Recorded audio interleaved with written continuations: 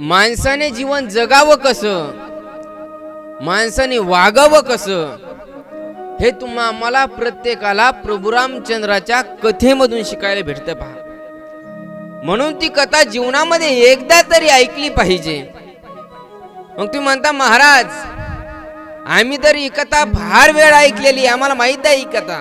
परंतु ऐका ना, शरीर जगवण्यासाठी जसं जेवण महत्वाचं आहे ना, तसं जीवनामध्ये आनंदी राहण्यासाठी, जीवनामध्ये समाधानी राहण्यासाठी, जीवनामध्ये सुखी राहण्यासाठी ही प्रभू रामचंद्राची कथा ही पुन्हा पुन्हा ऐकणं महत्वाचं आहे.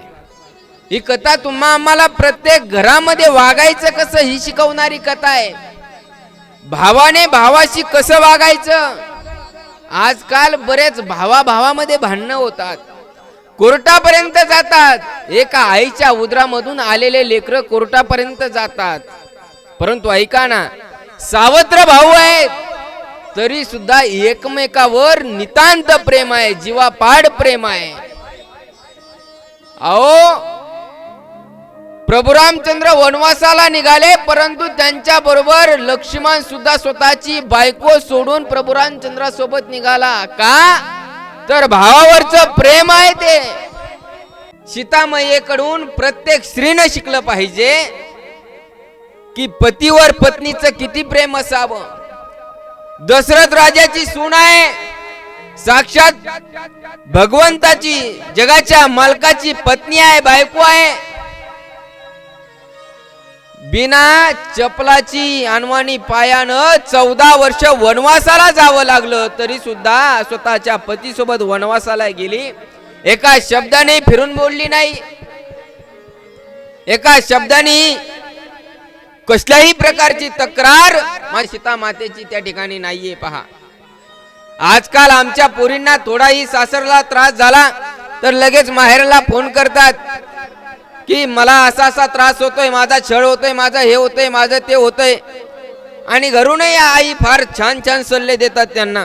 राहू नको, बोललेलं ऐकून घेऊ नको, पतीला धाकामध्ये ठेव. हे कोणाचं असतं? हा तुम्हाला समजल. परंतु माझी सीता माता 14 वर्ष प्रभू रामचंद्रासोबत वनवासाला गेली. पतीबद्दल माझ्या सीता मातेचं प्रेम किती आहे हे शिकलं पाहिजे, हे शिकलं पाहिजे. अहो थोडा त्रास झाला का आम्ही आत्महत्यापर्यंत जातो. प्रत्येक घरात चांगलं नसतं हे प्रत्येकाला माहित आहे. एखाद्या मुलीचं लग्न झाल्याच्या नंतर मुलीला सासरला त्रास झाला आणि त्रास झाल्याच्या नंतर ती घरामध्ये गेली. घरामध्ये जाऊन घराचा दरवाजा लावला, कडी लावली आणि आतमध्ये जाऊन रॉकेलचा ड्रम घेतला पोरीनं. आणि रॉकेलचा ड्रम घेतल्याच्या नंतर तो रॉकेलचा ड्रम अंगावर ओतून घेतला. आणि अंगावर ओतल्याच्या नंतर आता ती पोरगी काडी पेटी घेते, माचीस घेते आणि आता माचीस लावणार. परंतु तिनं 2 मिनिटं थांबायचंय, देवघराजवळ जायचंय. आणि देवघराजवळ जाऊन देवघरामध्ये एका भगव्या कापडामध्ये गुंडाळलेला एक ग्रंथ आहे. तो ग्रंथ उचलायचा आहे, ते भगवं कापड झटकायचंय, ते भगवं कापडाची गाठ सोडायची आहे आणि आतमध्ये एक तुम्हाला ग्रंथ दिसेल. त्या ग्रंथाचं नाव आहे रामायण. आणि त्या रामायणामधली एकदा सीता वाचा, एकदा सीता वाचा.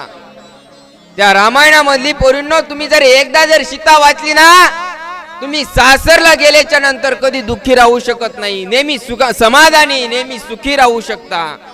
हे प्रभू रामचंद्राच्या कथेमधून आम्हाला शिकायला मिळतं. भावाभावामध्ये भांडण व्हायला लागले तर एकदा भरत वाचा, एकदा लक्ष्मण वाचा, एकदा प्रभू रामचंद्र वाचा. तुम्हाला भावाभावामध्ये किती प्रेम असावं हे कळून जाईल. बापाचा तुम्हाला राग येतोय, जन्मदाता बाप जर तुम्हाला काही बोलला, पोरांना काही बोलला तर पोरांना लगेच राग येतोय. परंतु एक गोष्ट लक्षात असू द्या, तो बाप बोलतो ना तो तुमच्या हितासाठी बोलत असतो, तुमच्या हितासाठी तुमच्यावर रागत असतो.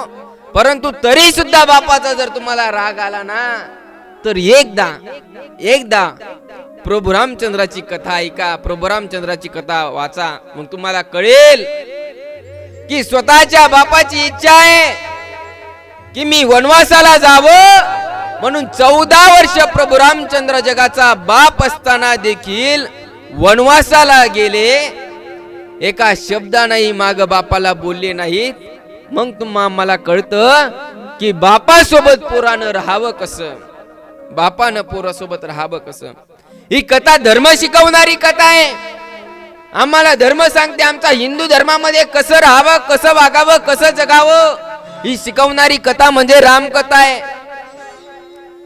आणि याच कथा माझ्या आऊसाहेब जिजामातेने छत्रपती शिवरायांना सांगितल्या. म्हणून छत्रपती शिवराय सुद्धा प्रभू रामचंद्राचं आचरण छत्रपती शिवरायांना केलं आणि हिंदवी स्वराज्य घडवलं. आईचा सन्मान कसा करायचा, बापाचा सन्मान कसा करायचा, हे आमच्या प्रभू रामचंद्राच्या कथेमधून शिकता येतं पहा. अरे एका बाजूला ते अफजलल्या बापाशी कसं वागावं हे त्याला कळालं नाही, परंतु एका बाजूला छत्रपती शिवाजी महाराज आहे की हे हिंदवी स्वराज्य व्हावे ही श्रींची इच्छा, आईची इच्छा पूर्ण केली माझ्या छत्रपती शिवरायानं.